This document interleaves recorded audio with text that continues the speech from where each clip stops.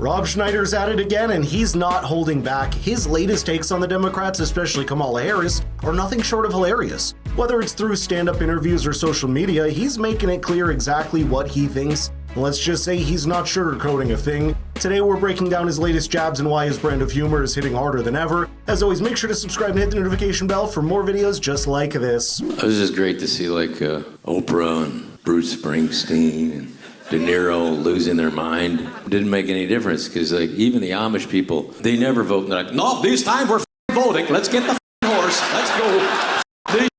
Come on, we're going there. Hey, Oprah, you. We're going to vote for the first time ever. That's it. You know, replacing Joe Biden with Kamala Harris is like changing your shirt because you shit your pants.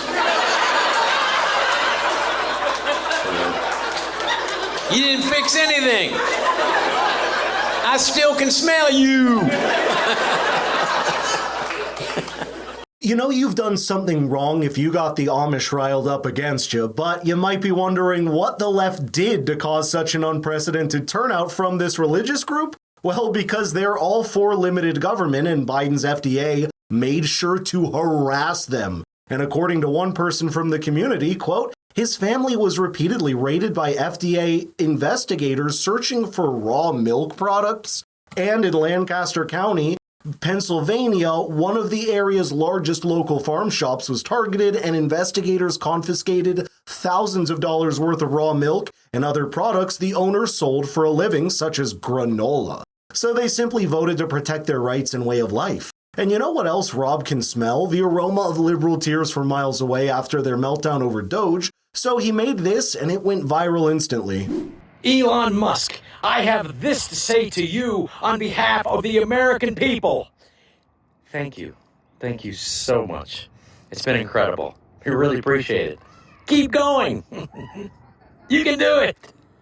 Even after weeks of DOGE exposing waste, corruption, and outright incompetence, I still don't understand why the left is losing their minds over it. You'd think people who constantly claim to care about government accountability would actually welcome an effort to shine a light on the mismanagement of taxpayer dollars. I mean, if there was nothing to hide, why the meltdown? And the numbers don't lie. We have billions of taxpayers' dollars wasted, programs riddled with inefficiency, and a bureaucracy that refuses to clean up its own mess. I'm at a point where I'm starting to believe that they don't want the public to see just how broken the system is, because that would force them to answer for it. Rob also called out the Democrats for their not-so-democratic method of selecting presidential nominees, and no one could have said it better. All I know is that nobody voted for Kamala. They just said, okay, you're it. They did this in 2016. Bernie Sanders, he was the guy that got all the votes in the primary.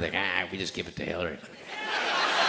And in 2020, just everybody drop out, just give it to Biden. And then this year, it's like, everybody figured it out. His brain doesn't work. Let's just get Kamala. You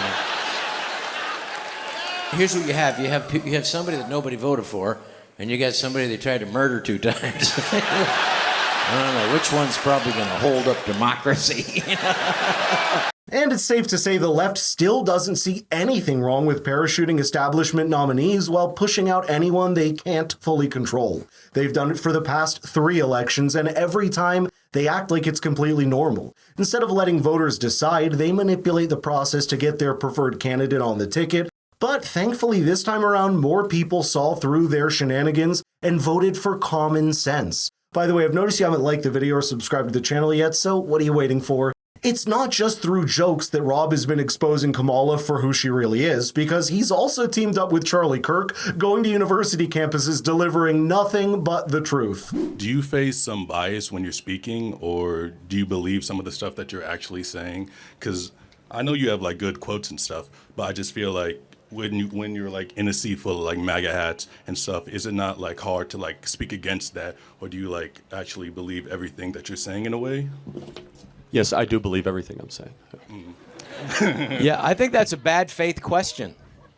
I do, because your assumption is that we are insincere in our beliefs. But we're here. The only benefit that we have here to come here today is to talk to people like yourself, because we love our country and we really, really want to make sure that there are things that are happening now that we feel are potentially fundamentally disrupting what has been so great about this greatest experiment in human history, which is this unfettered free speech that the woman that you're supporting, Kamala Harris, and her running mate Walls paper. They said that the free speech, they describe it as a privilege. Now, this is either they're constitutionally ignorant or they're knowingly false. That's correct. I can't stress this enough. We'd be having a completely different conversation had Kamala and Walls won the election. The first was screaming at the top of her lungs, supposedly angry because people were wishing each other Merry Christmas. It was pure political theatrics. The second was questioning our fundamental right to free speech, as if someone had put him in the ultimate police of what we get to say. That's exactly the kind of authoritarian mindset the voters rejected. The idea that politicians should have the power to regulate speech based on their personal preferences, it's not just absurd, it's dangerous. On a more lighthearted note, Rob noticed something about Kamala's speeches that flew under the radar for many, and the way he puts it, well, it's hilarious. She's better. No, let me tell you, Kamala, she does different accents, depending on where she is, down south. Let me tell you something. You boys better get it together here and vote. Save democracy. Black community, she's like, shit, let me tell you something, honey. Let me tell you right now, we ain't vote for Trump, I even saw her at a 7-Eleven going like, listen, it's very important that we vote for the Democrats. We're trying to save democracy here. We're trying to save democracy. For sure, you don't understand. You need to vote. You need to vote.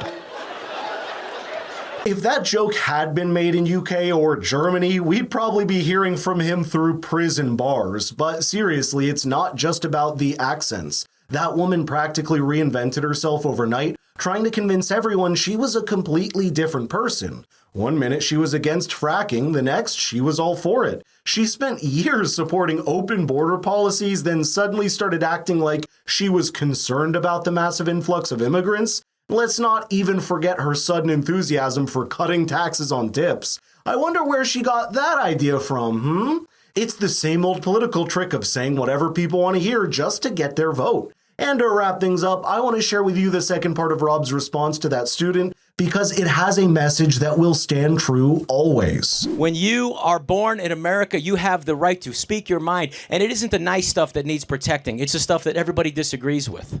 It's the stuff that maybe is not nice. But that needs to be protecting too, because if someone's going to decide what free speech that you say and what I say, if it's going to be the government, they're always going to do what's best for the government. So we need to protect all speech. And I'm going to protect your right to free speech. I'm going to protect your right to vote any way that you want from the highest mountain. Always. I will do that. Exactly. No matter where you stand on the political spectrum, we should all agree that free speech is among the fundamental rights that should never be up for debate. It's what sets this country apart and allows people to challenge ideas, hold leaders accountable, and speak their minds without fear. The moment that we start making exceptions or limiting it based on who's in power, we lose the foundation of our democracy. But I'd love to know your thoughts here, so let's get the conversation rolling in the comments down below. And if you want your friends to get their news from an independent source like us, please share the video with them. Thanks so much for watching. I'll see you in the next one.